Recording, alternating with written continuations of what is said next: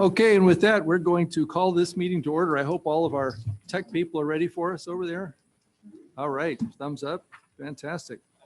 Right, well, welcome everybody to the Canal Recreation Park District Board of Directors regular meeting of April 1st, 2021. Going to call this meeting to order. And next, before the flag salute, we're going to have the national anthem by Aileen and Rochelle, right? Correct. Are we ready? Yes. But I thought I saw some emails about singing this week. Well, if not, then if you both could lead us in the Pledge of Allegiance then. Place your hand over your heart or salute. Ready, begin.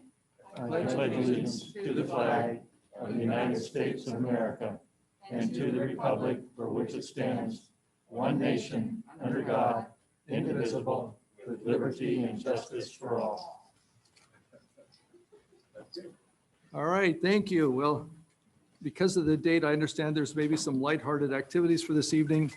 And I hope we don't go down as not being anything but the funnest elected group of officials in the Conejo Valley.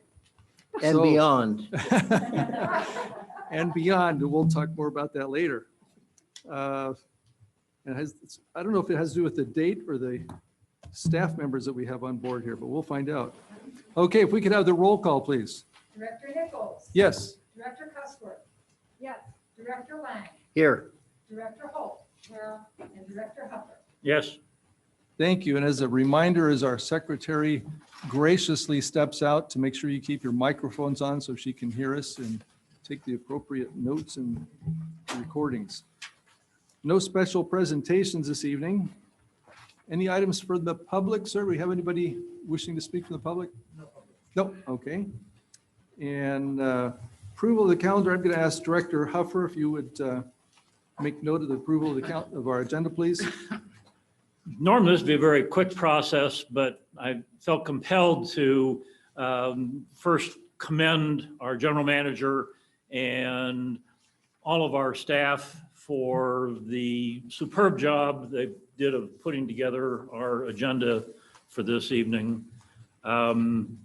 I do feel that, and I'll leave this up to the total board, but I think that perhaps several of the items that are on the agenda perhaps should be pulled before we approve the official agenda for the night.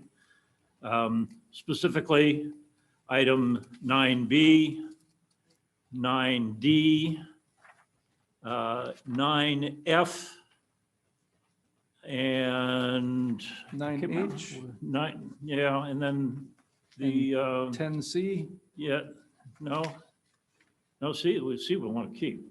There was one more. 8, Well, Suggest that since Director Hopper is a little confused, that we keep it as is. H,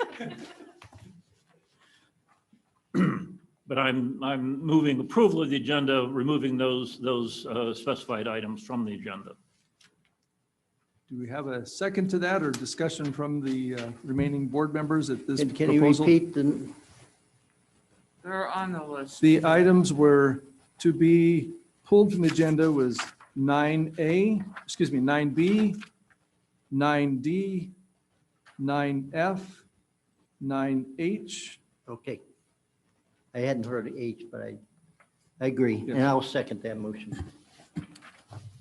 Okay, and I suspect we may have a few comments along the way just because they're in our packet, but they are not on part of our official agenda regardless. So all those in favor say aye. Aye. Right? Okay, we'll move on through. But it was very clever. Yes. And for those of you wondering what it is, you can look at our agenda online. Mr. General Manager? And for the record, although they may not be technically part of the official agenda, should the board want to receive very brief oral reports from staff on any of those items, we are prepared to do such if you're so inclined. Who came up with them? I see somebody's fingerprint. Yeah. Yeah, I know. That's what I wondered. All right, with that, we will move to the consent calendar. Item 6A, approval of minutes. Item 6B, approval of warrants. Do I have a motion for approval? So moved. Director Holt, do we have a second? Director Cussworth. I've got my papers. All those in favor say aye. Aye. That motion passes. We have no deferred matters, no items for discussion. So we'll go to our new items, item 9A. And let me grab that one here. And it looks like, well, it's from Mr. Friedel. I believe Ms. Smith is going to handle this one. Is that correct? Yes, thank you, Chair and Directors. This is the preliminary budget for fiscal year 21-22. This is just kind of kicking off the process, and we're going to have public hearings on the budget for the rest of the board meetings through June. And we gave you that budget calendar so you know which meetings we're going to be doing which budget adoptions on. And this is mostly so that if by some chance we are not able to get a final budget approved by June 30, this gives us the spending authority to at least continue basic functions come July 1. So I'm available for any questions, but it's just a duplicate of this year's budget to allow us to have spending authority come July. Thank you. Do we have any questions of Ms. Smith on this item? All right, hearing none, I guess I need to have an approval, a motion to approve the resolution. Would anyone care to approve that resolution? Take a motion. Director Lang? Yes, thank you, Chair Nichols. I would like to have resolution number 040121-A approved as the preliminary budget for FY 2021-22 and authorize the general manager to publish the notice of adoption that all further readings be waived. That'll be read in title only and all further readings be waived. I'll second that. Thank you. Second by Director Holt. All those in favor say aye, or do we need to, actually, we don't have a recording secretary here. Is she able to read it for us? I will read it. Oh, fantastic. All right, if you would, please. This is resolution number 040121-A, a resolution of the Board of Directors of the Conejo Recreation and Park District adopting the fiscal year 2021 to 2022 preliminary budget for the district. Thank you. Thank you. Okay, so we have that read in title only. So now we have a motion on the floor. All those in favor say aye. Aye. Any opposed? Okay, that motion carries. Thank you. We did have a item here that was pulled. Was there a brief presentation for 9B just for the entertainment value for the board? Kind of took the wind out of my sails. Oh. Chair Nichols, but Where's the- yes, or the air out of my blimp. Just want to comment on Director Cussworth had a few concerns via email, totally unfounded about insurance. I mean, whatever. And some other concerns she had. I think we should just, I know you pulled it, but I think there's something we should consider in the future and like be damned with her concerns that she has about where to put this and how to do it and whatever, because I think this is a really cool idea. And, For $4 million plus? yeah. And if and then here's just my and my aside, it was more fun for myself. Does anyone know who Sid Finch is? What? The Goodyear Oh. the Goodyear Tire Rubber Company representative who sold us it. Oh, Does anyone know who Sid Finch is? no. No? Okay, he was a Sports Illustrated. I took hook, line, and sinker at age 17, April Fool's Day cover story of a spring training guy that threw 162 miles an hour for the Mets. He pitched with one hiking boot and one barefoot. And it was either, long story by George Plimpton, and he was either going to pitch or play the French horn or something like that. So that was, but the Mets were keeping him under wraps. So he's now works for Goodyear, and he was trying to sell us this. Ah. Well, no, I saw this, and I've seen these blimps with like LED lighting up there, and I thought, well, maybe this could be an alternative to the blow up screen that we've been using for drive up movies, that we wouldn't even have to have a drive up. We could just put it in the middle of the community and everybody could see it from all over the city. So We're writing that down right now. okay, all right. Yes, Director Cussworth. Yeah, don't let Scott hear this. Well, when I first read it, I thought, I think that a blimp is exactly what we need. And I was really grateful for Mr. Hare's foresight on this. However, before I was going to approve it, as he said, I did have a few concerns, and I think that they should be aired. Absolutely. And, you know, number one, the cost is high, but I think that we could offset that with blimp rides or rent a blimp. I mean, I think that we could pay for it with that. I mean, how many people want to ride a blimp? I mean, you could get big money for that. I mean, how many other people are offering blimp rides in Southern California? My concerns are a few of them. One, you're getting the patch kit. Before I could approve this, it needs to be patch and repair. Okay. I don't want to see you and Andrew out there trying to repair this blimp without knowing what you're doing. YouTube videos. So, well, I'm saying they would have to include patch and repair. Okay. And I think that Director Huffer would agree with me that the soccer fields are completely inappropriate. The soccer fields are currently in use. And we also have, you know, potentially Conejo Valley Days there. We have concerts there. We're having the drive-in movies there. So I have a few other, I have a few other suggestions. One was Wildwood, because if we would have to build a large structure, and so if we built a large structure in Wildwood, it might cut off a lot of the trails and it would cut down people going to Wildwood, and that would solve our parking problem. So I think Wildwood would have enough space. The other, if it was big enough, is Fireworks Hill. And then as Chair Nichols mentioned, if we had, you know, a retractable top, maybe on the 4th of July, the blimp could go up and you could just throw fireworks out of it, and then the whole city would be able to see them without having the overcrowding at the malls. So I think that could be a very good use for the blimp. But you did not include how much it was going to cost to build a structure. You can't just leave a blimp laying around. So As long as it's until tethered. these costs are done, and we've had a whole recommendation on how much blimp rides would be, comparing it to other cities, and I would have to have repair included, I would vote no on this. But you could look into Yeah, it trust further us, trust and bring us. it back to the board. Yes, Director Lang. Yes, I have a question of our financial officer, Ms. Smith. Assuming a blimp ride is like $10 a person, quickly, how long would it take to pay for this blimp? How many rides? I was Well, thinking how of many per 1,000. day and how much is Tom leading these and recruiting the visitors to them? Get it within a year. There we go. Spoken like a true administrator. Okay, I'd be, All right. Well, appreciate the not only out of the box thinking, but out of the district thinking. So we'll continue on. All right, next item is 9C. And see, this is amendment number 1 to contract for landscape services.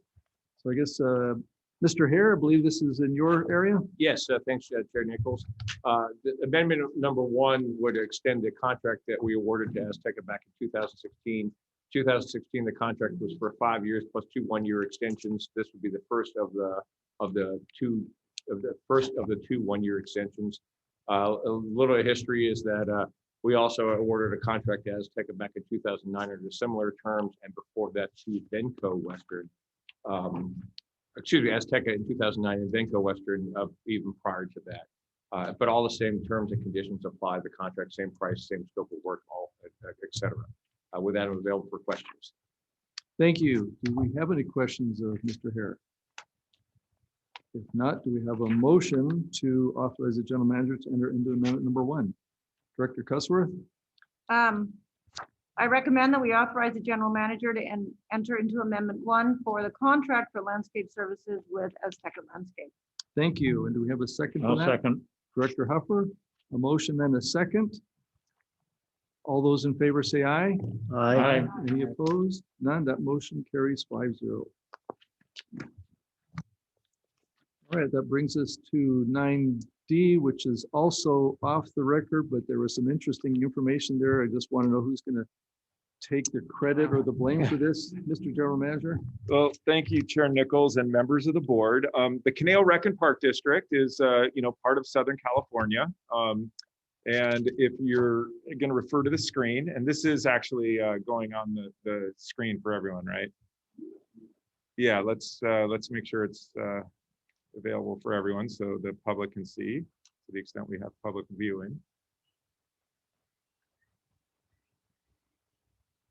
So, as you know, the Canal Rec and Park District is located in Ventura County on the border between LA and Ventura counties. And as Mark kind of zooms in, he's going to kind of show us there. And then if, you can see the urbanized San Fernando Valley there to the right of the screen. And then, to the left, just off the picture is the farmlands of Ventura. So we're right in the nice, cozy, mountainous valley, the Canal Valley in between. So if you bring up our current jurisdictional boundaries, you can see where the Canal Rec and Park District sits on the county line in the Canal Valley. So this agenda item is really about empire building, expanding our influence and reach, and really getting the places and properties that we need to kind of move forward for the next millennium or two. So this agenda item, which you can read in your packet, is about annexing some of the lands to the west and south of us. So if you could show that, Mark. We're taking our 60 square mile jurisdiction and almost tripling it when you include the naval base there in the far left corner, as well as, there's the naval base right there, as well as San Nicolas Island, which is owned by the Navy. And just as a point of interest, San Nicolas Island is the island where the Island of the Blue Dolphin book is set. And the lone woman of the San Nicolas Island lived for 26 years. You can read more about the island and what we might do with it in the packet. But in summary, this is all about our westward expansion and extending our influence into neighboring lands. So I'm available for questions. Well, I was wondering if Director Lang had any comments, since he's representing MRCA in the Santa Monica Mountains region and has a little military background, that he may have some insight on this concept. Well, I was going to ask, independent of that comment, who have you spoken with to date about this, Mr. Friedel? No one, but I mean, everyone's going to agree with me. It's just that good of an idea. I'm sure if we go to the state parks, national parks, the Navy, the Secretary of the Navy, I mean, it's kind of a no-brainer. They would, I'm sure, agree this is a good idea.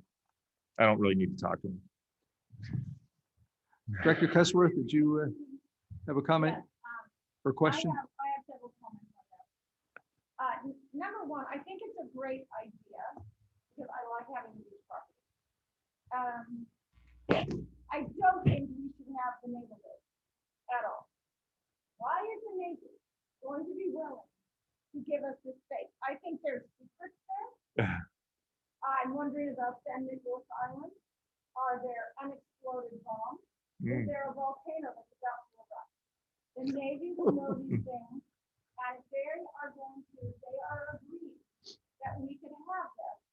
I say we need to be very wary, and I believe we need to have you have someone expense a thorough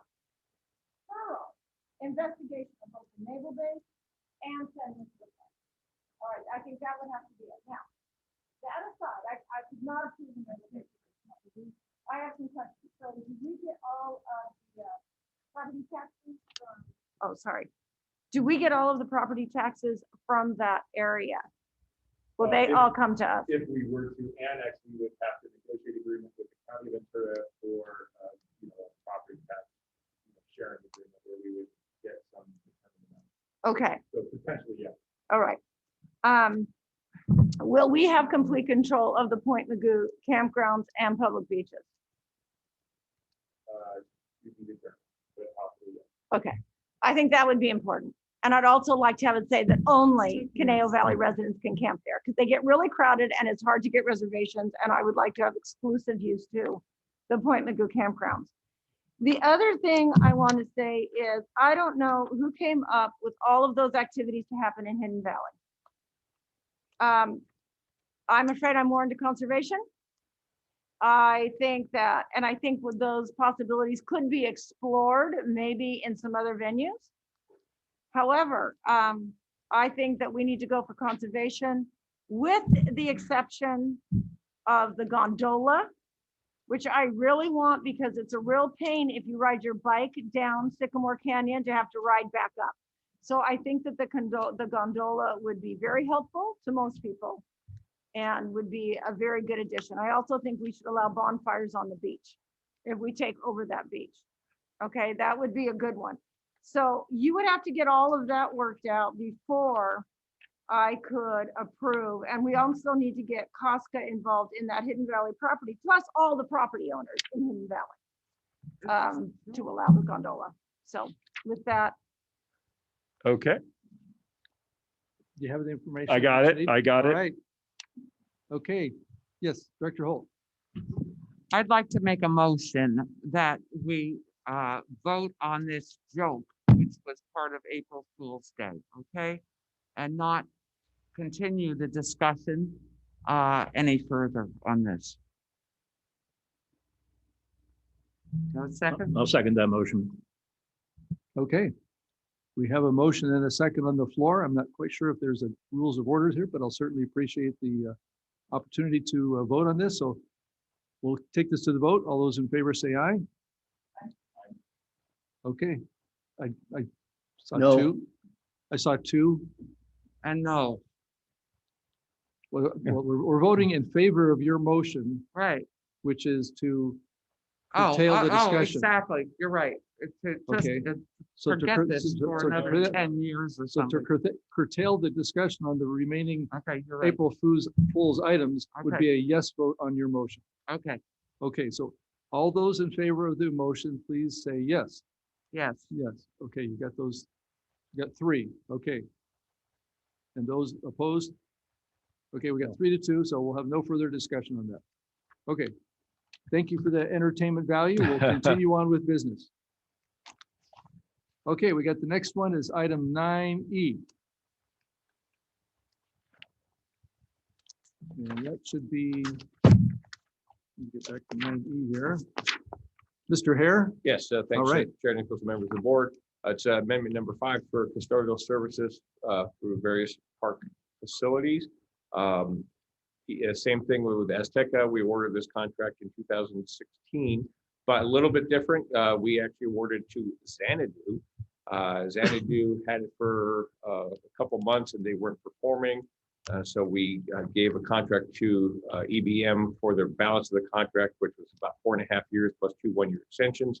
This is the first of the 2 one-year extensions. And also Excellent Building Maintenance was the custodial contractor prior to that under similar situations with 5-year contracts with 2 one-year extensions. All the terms and conditions of the contract remain the same, except for there's a, in addition to extending them 1 year, we're going to be taking care of the outdoor trash receptacles at the teen center and the Global Adult Community Center for about $900 per month. And that those costs will be reimbursed through our agreement we have with the city of Thousand Oaks. I'm available for questions. Very good. Do you have any questions of Mr. Hare? I did have a question, but it's related to the prior contract with Xanadu, which I know is not really part of this, but I just was curious as to how that vendor was selected and within 6 months are already not able to operate. I would imagine it was well before that it was identified that things were being performed. Was there something that caused that, or just they It just? was actually about 2 months. We changed over on July 1st, which is fiscal year. In a nutshell, they didn't perform at all like over the July 4th weekend, and said, well, let me go back a little bit. Lower price, great references, worked for City of Irvine. So we went with that based on their submittal plus their references and the interview process that we went through. But right out of the gate, they missed the boat on quite a bit of their services that they're to perform. We started the process almost immediately with them, like, hey, get on it, letters, etc. And about a month and a half to 2 months into it, they said, yeah, you're right, we're out. And so they walked. So we actually, at that time, before we could take it to the board, I think they were on 2 to 3 months. Xanadu was there giving subpar service and not performing their obligations. We gave it to EBM on a month-to-month basis before we could get, for lack of a word, get our ducks in a row. And then we took it to the board about 6 months into that contract. Okay. But EBM had done a few months prior to the 4.5-year award of the contract. Okay. All right. I just was curious because I know some things don't always go as well as you hope. Yeah. All right. Very good. Okay. With no other questions, we have a motion for authorizing the general manager for this. Yes, Director Hupper. I'll move approval of staff recommendations, authorize the general manager to enter an agreement, amendment number 5 to the contract for custodial services with Excellent Building Maintenance. I'll second that. Very good. And second with Director Lane. All those in favor say aye. Aye. Any opposed? Okay, that one carries. All right, so that takes us to item 9G, access to CRPD public records. I think it's, Wait, well, we're passing over 9F. is that one of the jokes? Yes. Oh, okay. I guess So I missed that. General Manager? Yeah, so this item is actually a policy that is virtually verbatim from the MRCA's Public Records Act policy. It's basically restates what the law is, which is actually not my personal preference to restate law in a policy, but we are also interested in getting a certificate of transparency from the California Special Districts Association, and one of their checkbox requirements is that there be a policy about access to public records through the Brown Act. So this policy is pretty much restates what the current law says. I guess what is additive, not really included in the law, is it will provide even more clear information about how someone may officially request to inspect public records from the district by providing an email and an address, which we will have on the website for that purpose. But public records are to be open and accessible and subject to inspection by the public. We do that now. We will do that after this policy is in place. And should someone want a copy, there's a procedure for doing that as well. So, and then as a side note, as more and more stuff is done online and is already online, the Public Records Act does allow us to just simply refer people to website links and locations for information. So that's actually made the burden of the requests much more manageable. And then just for the board's information, we do not get a whole lot of formal requests because frankly, if somebody asks us for a document or something, we just give it to them. So it doesn't become the formalized process. So it's a pretty infrequent occurrence, but we will occasionally get requests, and it's often related to, unfortunate things like custody battles or, parents wanting to know where their kids have been in a divorce situation or that kind of thing. So, but outside of that, it's pretty infrequent. I'm available for questions. Thank you. Question? Yes, Director Huffer. Yeah, I know that we had a policy in effect in the past. Just very briefly, could you contrast what our old policy or existing policy was compared to this? Well, I couldn't find a written prior existing policy that specifically said public records. I think in our adopted, we call them norms, guidelines, procedures. In one of those, I think we referenced that we shall make available, public records per the Public Record Act. But otherwise, we just follow the law. Okay. And so, I often find a policy that says we will follow the law to be not. Or maybe Usually that's all that where I helpful. recall seeing was in the norms and guidelines. So Yeah, it know could we be had just something, but- it could be just a sentence or something that we just kind of acknowledge there is a Public Records Act and we will comply. Okay. This is a little more flushed out because we want to get that certificate of transparency. Okay, sure. Yeah. Any other questions? I have one question. It's not directly related, but quasi-related. Do you, does the district also have a policy of a records retention timeframe for what types of records need to be retained for what period of time? And if so, how are records disposed of? Exactly. We do have a record retention policy. And I think we actually brought that to the board about a year and a half ago, I think. So yeah, we do have a records retention policy, yes. Okay. Just wanted to make that clear. I thought I remembered that as well. Yeah. Okay, no other questions? Do we have a motion to approve or recommendation asked for to approve the records policy, public records policies and procedures? Yes, Director Holt. I move approval of the amendment number 5 to contract for custodial services at various park facilities. That's actually 9E. We're That, on we already 9, approved that. we're on 9G. Oh, It's okay. on page 71. I'm sorry. Oh, okay, sorry, skip it. What happened? I have it.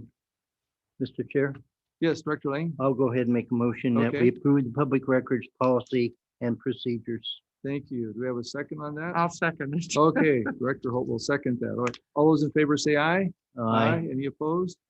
Okay. We move on through that one then. And next, that brings us to section Other than 10. And we have just a couple of items there for your reference. No action required. And next, unless there's any questions of the authors of those, which I see none. So that brings us to department reports, and we'll start with 11A with our Parks Division. Yes, thanks, Chair Nichols, members of the board. Couple items, Persian New Year / Easter this weekend. We were considering back and forth about what we should do regarding because of COVID and gathering. Last year, we closed the park for each event. So this year, the parks will be open. We're going to have an extra crew on from park staff, some extra dumpsters and trash pickup just in case. And we will, and the rangers are aware of what's going on. And we're going to have the ability, which we've done years ago, to close the park to additional vehicular traffic if warranted over that. So just want to give you a heads up about that. And I believe, and that is it. I'm available for questions. And what was the date on that? Was it a weekend? Or something? Yes, the weekend, What were the dates on that? 3rd and 4th. 3rd and 4th. Yeah, this So it's weekend. Both Saturday and Sunday. Yes. Yeah. The parks will be open, but like I said, it's just more of a, we're bracing for if something needs to happen.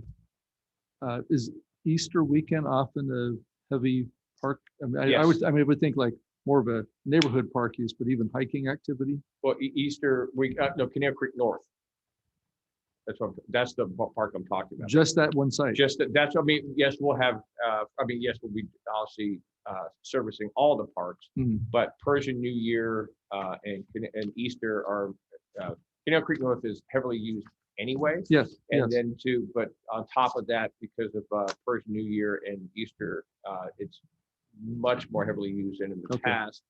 And so I'm taking you've never experienced Persian New Year on the board. Or you're Not on the board, but as a neighbor. as a neighbor, so you're familiar with it, okay? Yeah, Yes. so you're familiar with it, so yeah, we used to do a lot of additional preparation before, and so we just, since there's no event, but we just want to make sure we're prepared for it. Yes, I was a recipient of parking permits and the Yes. whole routine. So yes, I'm very familiar with that. But thank you. Thank you for the update. Okay, with that, we'll go to the Recreation Division report. Ms. Callis.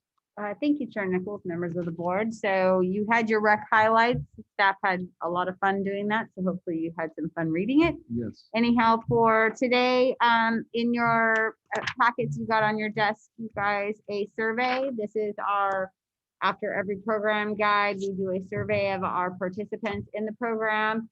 So you should be pretty familiar with this. So I will be able to answer any questions you've had with that.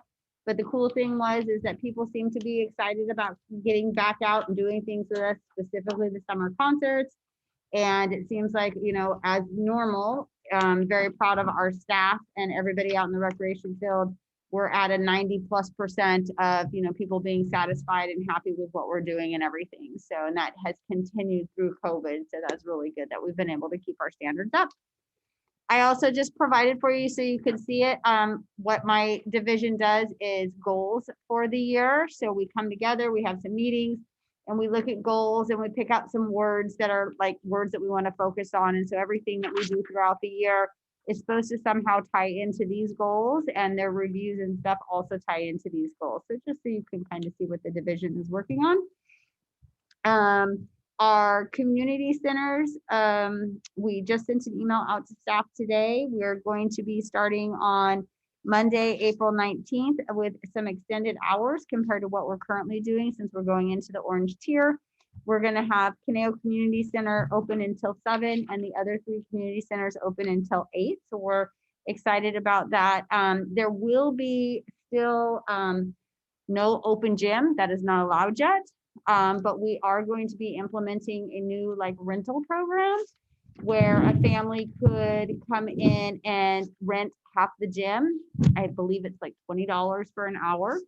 And they could rent half of the gym. They can bring in, I believe it's a maximum of 6 people from 3 households. And they could have the half of the gym and shoot some hoops and just hang out and be in the building. Restrooms will still be, the building itself will only be open to participants in either rentals and or programs at this point, but there will be staff at the front desk that will be able to answer questions or help people if they want to sign up or have a question about something outside or inside.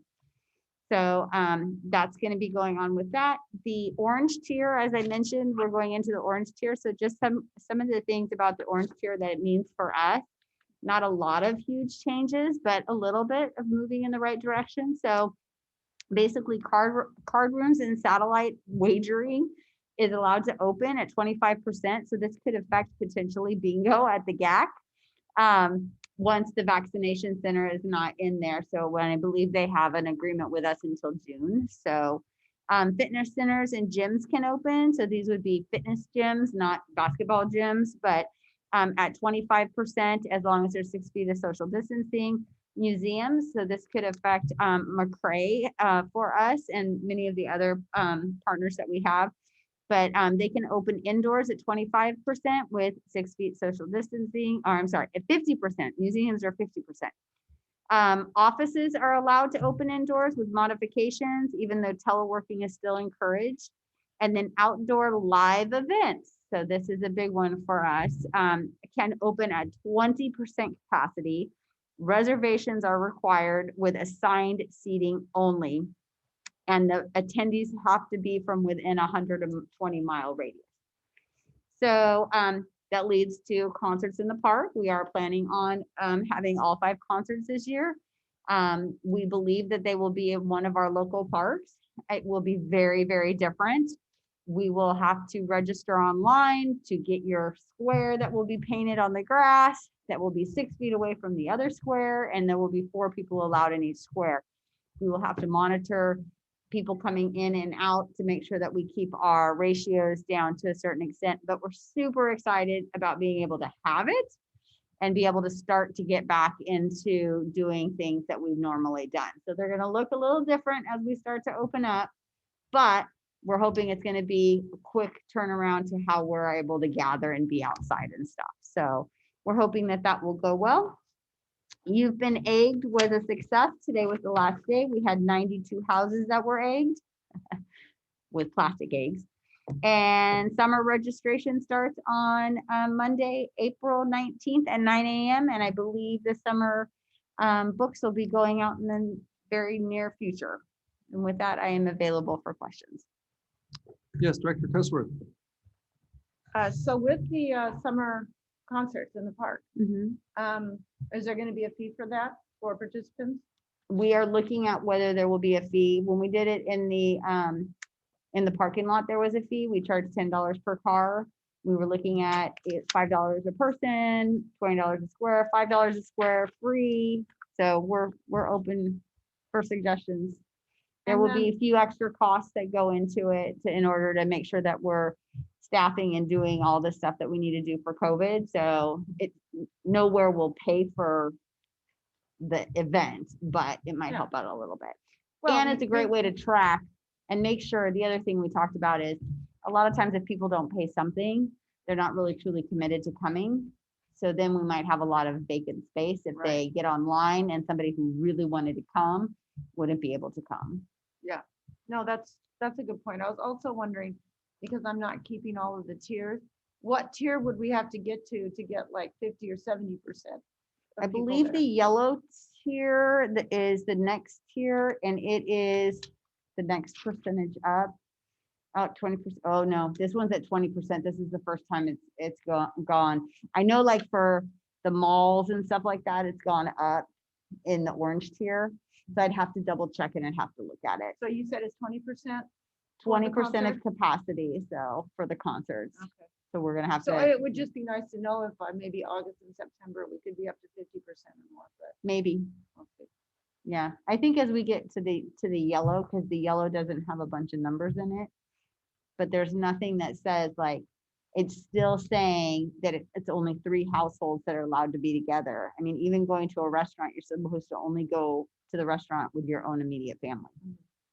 So, you know, we're just trying to follow the rules to the best of our ability. Sure, but that's exciting.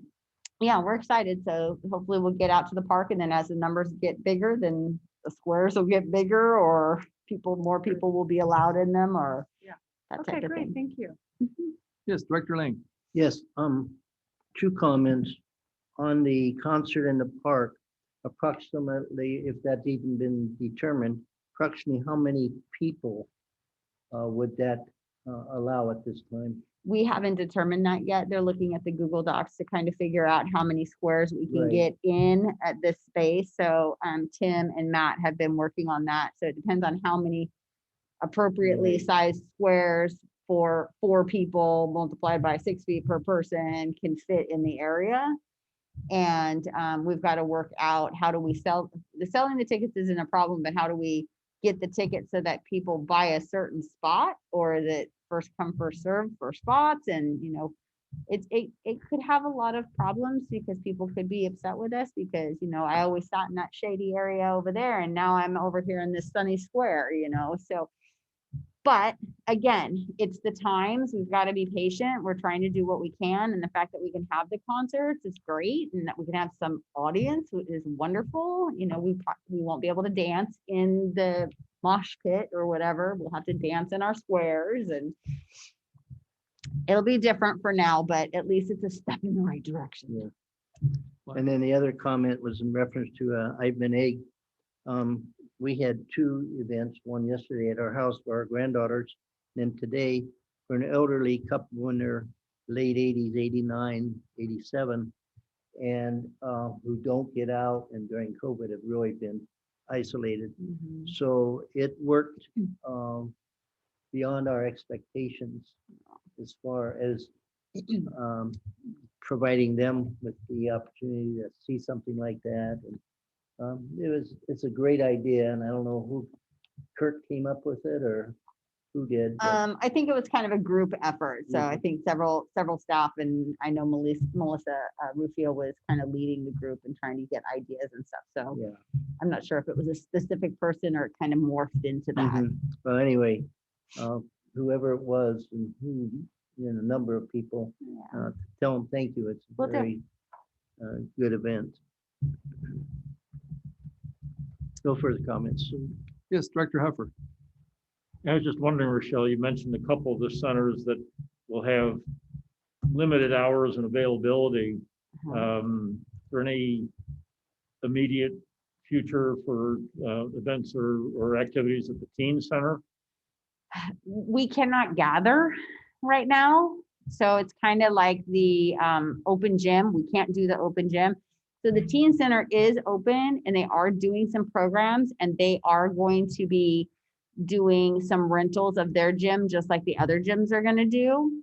So again, it'll be reservation or program only. They are actually looking at opening the game room so that families could rent the game room and come in and play some pool and air hockey and hang out in the teen center for an hour and just be somewhere different. So it will be rentals and programs, but they're starting to get more programs and more kids into the programs. But until we can open a place where you can just hang out, it's gonna be a little while. All right, and then the Global Center, obviously, right now, too much going on. I think you mentioned, was it June the 1st, that the vaccination program, do they have some kind of option to extend that, or is that a drop dead date? I do not know that they haven't. They don't have a sole option to extend, but there is an option to extend language in it, in their permit. So, yeah, no, it would be up to mutual extension. Okay. So I'm as just soon as, wondering if there's someplace else that the vaccination program could be moved to, so that some of the activities at the Global Center could be resumed. yeah, as the rooms become available and our seniors are more comfortable coming out and are willing to sign up for programs in person, we will start doing more programs in person. Okay, thank you. The other thing that the Global Center may be used for, if for some reason we're not able to open or folks aren't going to be willing to sign up for things, we may end up putting the therapeutics, one of the therapeutic rec camps at the Global Center because they're needing space. So, but we want to get our seniors back in the Global Center. So that is ultimately our goal. Okay, thank you. Director Holt, did you have any questions? No. I just had a couple of things, Ms. Callis. Could you again restate which centers are open, when and what for? Sure. Well, it's the 4 community centers. So Dos Vientos, Borchard, and Thousand Oaks Community Center are going to be open until 8. Usually in before BC, before COVID time, they were open until either 9 or 10 every night. And then Conejo Community Center, since it's not a gymnasium, they were open until 7. So they're basically going back to their BC time. And then basically it's going to be open for programming and rentals. Okay, And the rentals mean the gymnasium split in half for some basketball or volley or whatever the center decides that day they're using it as. okay. And by rentals, is that like a rental fee or more like a reservation where you just sign up for a time to use it? It'll be just like renting a pool lane or a racquetball court. So you'll be able to go online, pick your day, pick your time, and make your reservation. Okay, And that has a price, and you'll pay online, and then the center will know. You'll come in with your 6 kids or 5 other your adult friends or whatever, and you'll come in and you'll sign in. They'll confirm that it's you, and then you'll be given directions on how to go in, and okay. whether you bring your own ball or we require that you use one of ours. And we'll probably, just like you go to places and you have your dirty pen and your clean pen, we'll have our dirty balls and our clean balls. So. All right. And all that good stuff. So, or sports equipment or whatever, and go from there. All right. And let's see. I had a similar question on the park that was asked about, how do you determine the maximum capacity of an open air park? I'm just thinking, there's 50 acres out there. I mean, that's a lot of people. And gradually, you're going to It'll be this, consolidate, but yeah, the I thought, area well, in front of the stage. we can think, yeah, the park is this big. We can have this many people. They just all happen to be right here. It'll I know probably it be, doesn't quite work that way, but yeah.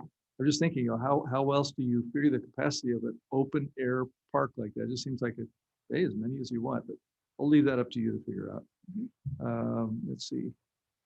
Centers open.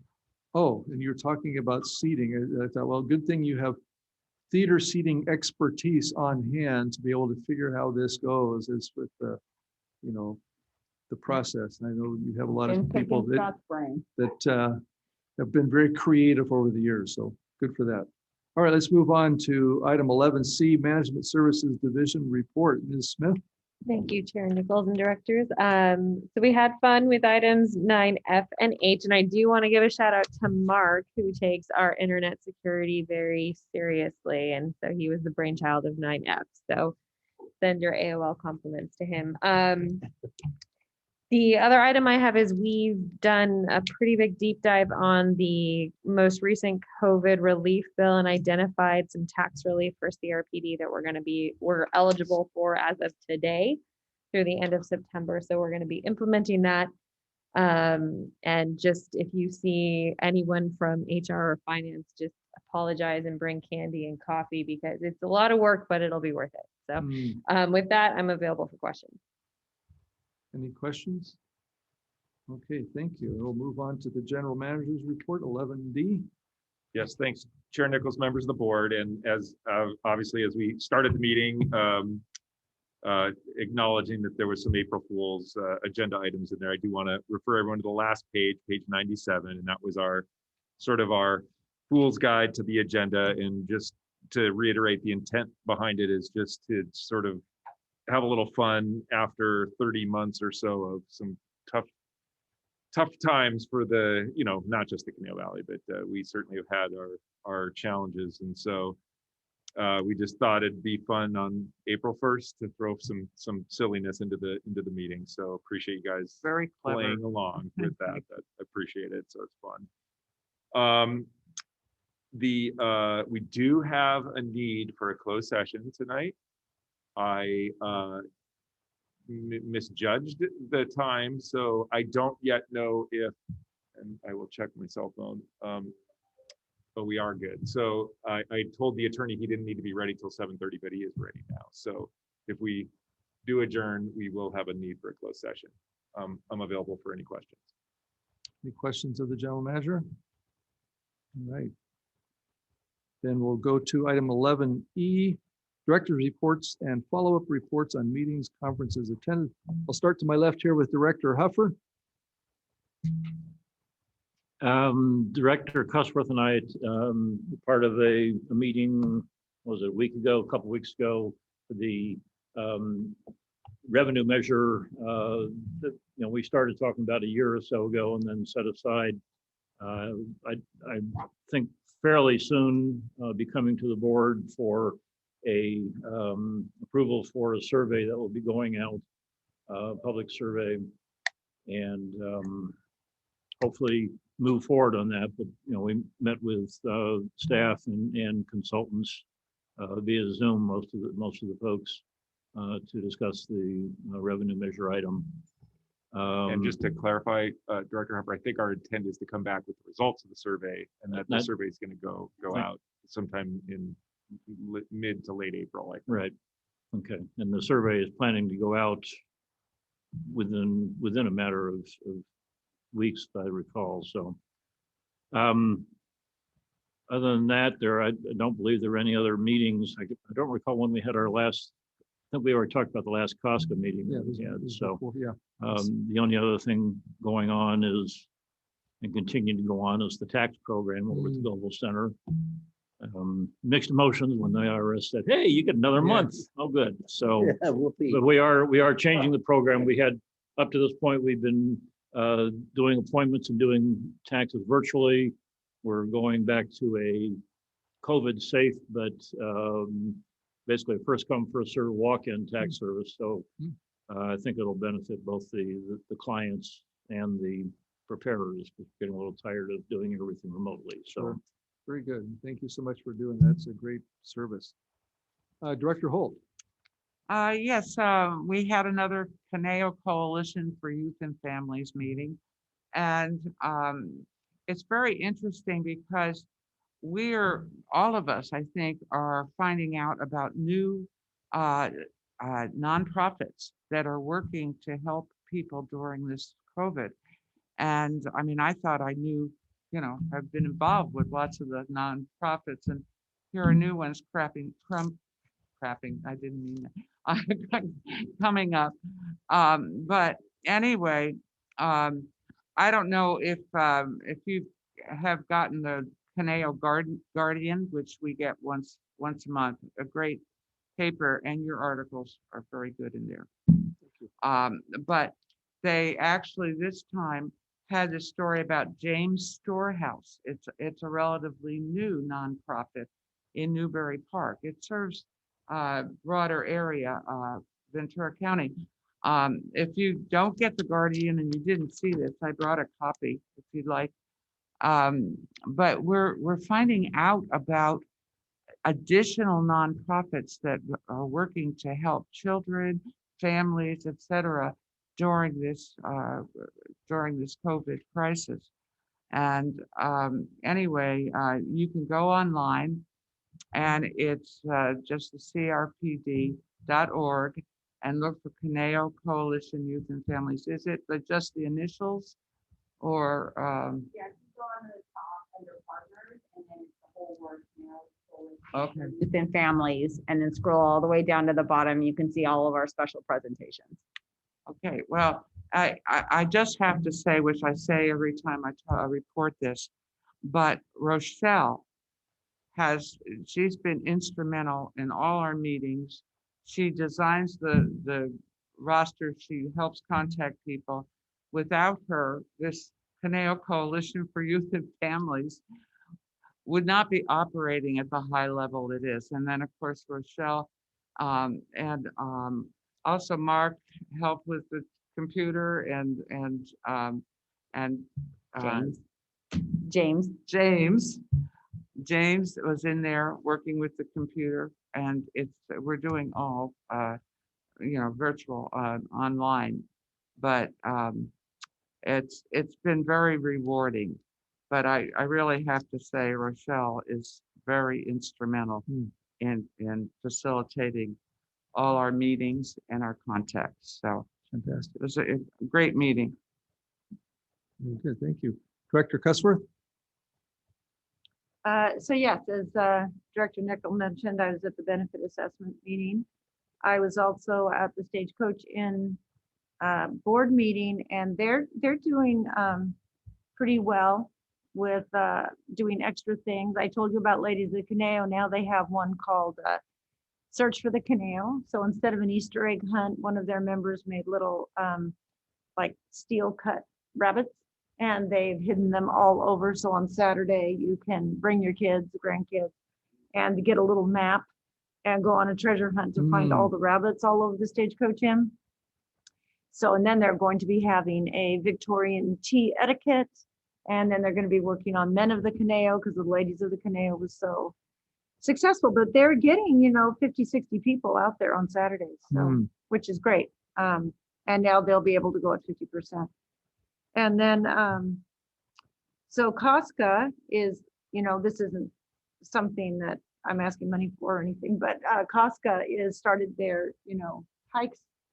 And so Cheryl and I, after many times of making appointments and breaking them, Cheryl, LaWanda, and I went out hiking, and she gives her regards to everybody.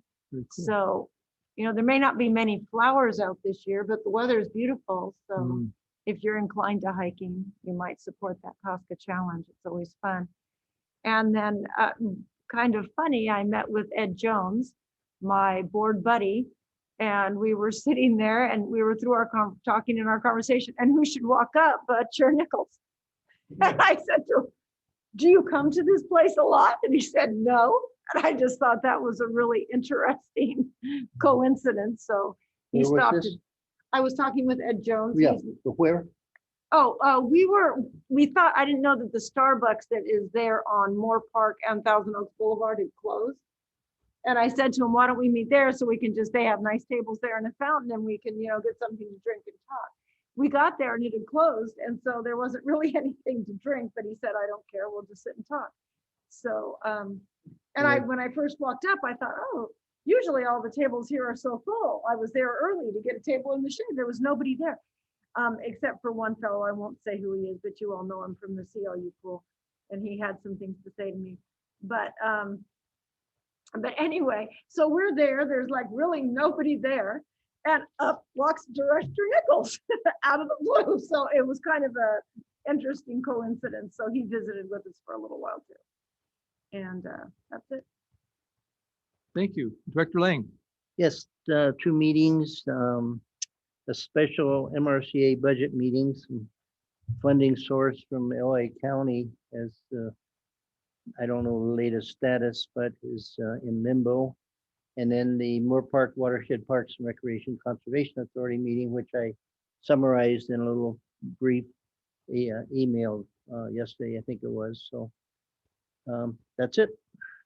Very good, thank you.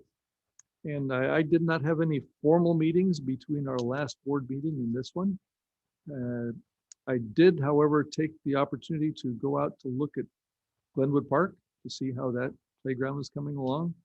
And it was doing quite well. Had a nice conversation with Joe Dodge about irrigation and learned all about the challenges of retrofitting an operation like that, of trying to locate where all the lines were and are or should be and might be.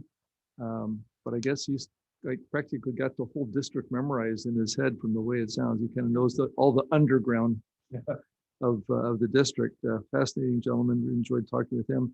Came out the following week to watch the fly bar getting spread into the playground. I asked the Director Hare, yes, Administrator Hare, to give me a heads up as to when that was happening. So he, yeah, truck's coming on out there. So I went out there and talked to the guys spreading it out. And then as I was there was a couple of our district inspectors showed up, Patrick and Robert. We're out there, asked them about inspecting playgrounds. After they left, Andrew Mooney came out and he was telling me, so just like, I'm almost an expert now on fly-bar installation. So, but it was fascinating just to watch the process, to talk to those involved with it, you know, and all we get a report from the administrator. Yeah, this park is almost done, or this park is underway, or this park is done. But I tell you, there's a lot to making this happen. And I just was there the last 2 weeks and just to see what was happening. Oh my gosh. So it was very educational. I certainly encourage you to go out there and maybe talk to a few people while things are underway. You know, we have time for the highlights, you know, as far as what's happening here, but I just found it fascinating and very, very educational. I really appreciate all that goes into that. And not only the planning and the pre-planning, but like I say, you make a plan, but then you have to adjust midway because you find things underground that you didn't realize, and you go from there. But really, really enjoyed the opportunity to get out there and talk to them and learn about it. And it was a lot of fun. Yeah, Director Cuthbert. So did you find out when people would be there, or did you just go there and everybody started showing up? I asked the administrator, could you tell me whenever the fly-bar truck is going to show up? And so he said, yeah, I have good word, it's coming out tomorrow. So I showed up and they weren't there. But but they were prepping the sod. And so I said, okay, well, this is cool. So I got a little preview. Then I get the call again, 9:30 morning. The truck's there. I said, okay, so I show up and the truck had just left. So I went back home, texted him and said, I know Joe Dodge is out there. He's working on sprinklers. Could you have him tell you when the truck shows up and I'll go back out again? And he did, and he did, and I did. And so that's how I actually got out there and saw them. The truck was coming from Lake Elsinore. Oh, my. So it's a long trip back. But so that's how I got word. I had inside information. Yeah, I was kind of impressed thinking you just showed up and all these people happened to No. be there. But no, I had no idea the inspectors or Andrew was going to be there. I just knew that from good information that the truck was supposed to be there. Yeah. Director Lane. In that realm of park planning, development, work, and so forth, I just want to compliment Mr. Hare on numerous projects that he has quoted in the newspaper. And today's article on the dog park, Tom, was very good. And I think very timely. So thank you very much. You're a good representative of our district. Okay, well, with that, we'll move on. Let me echo that too. Thank you for making those contacts and arrangements and keeping me informed. And like I said, if anything like that happens, it's of interest, I'll always go out there and take a look at it. So, yeah. You know, I kind of got to thinking about that because I talked with the inspectors. I said, you know, how do you go? Well, we're doing this and this and this. I go, well, gosh, these guys just hopping all over the place. So, yeah, I'm sure it's never a dull moment, but you know, since we just kind of get that 30,000 foot view, it's interesting to see how it operates down below. Yes, Director Huffer. Yeah, just Kermit, Nellie had mentioned the Casca Challenge, and I had been over to at the Rancho Caneo trailhead there, and for whatever reason, I never had an opportunity to be at Rancho Caneo on a weekend and to see the pickleball courts. I mean, absolutely unbelievable. I mean, all the courts were filled and the long line of people waiting to get in. They converted at least one of the tennis courts into 2 pickleball courts. Just, the popularity of that. I knew it was popular, but I hadn't seen it in person like that before. So.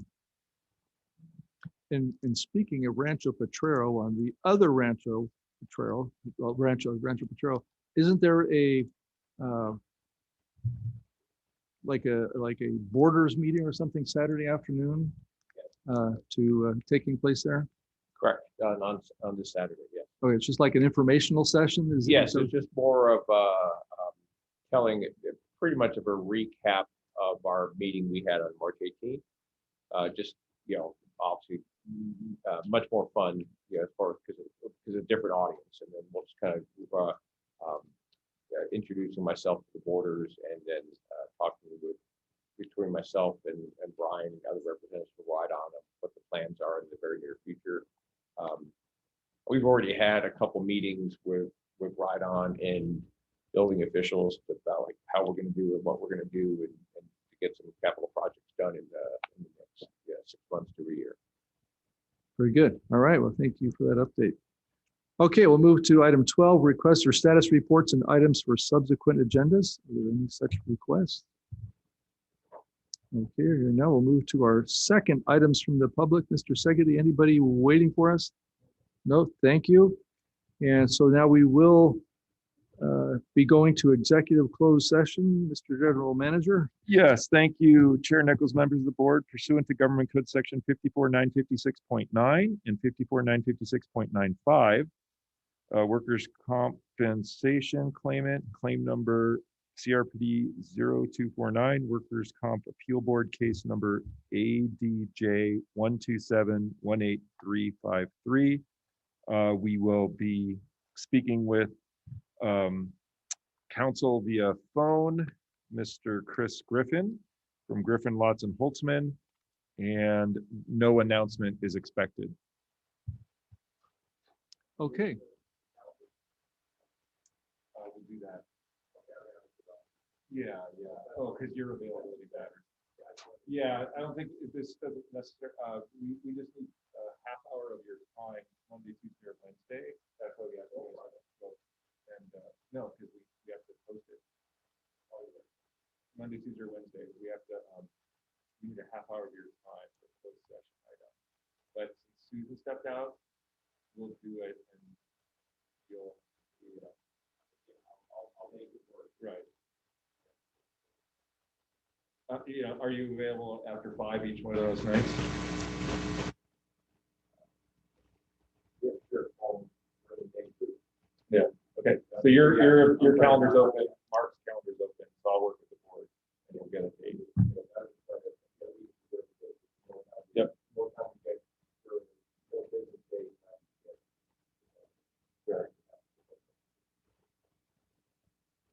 Okay, well, with that, with no announcements expected after our executive closed session, this meeting is hereby adjourned as we go to executive session. Are we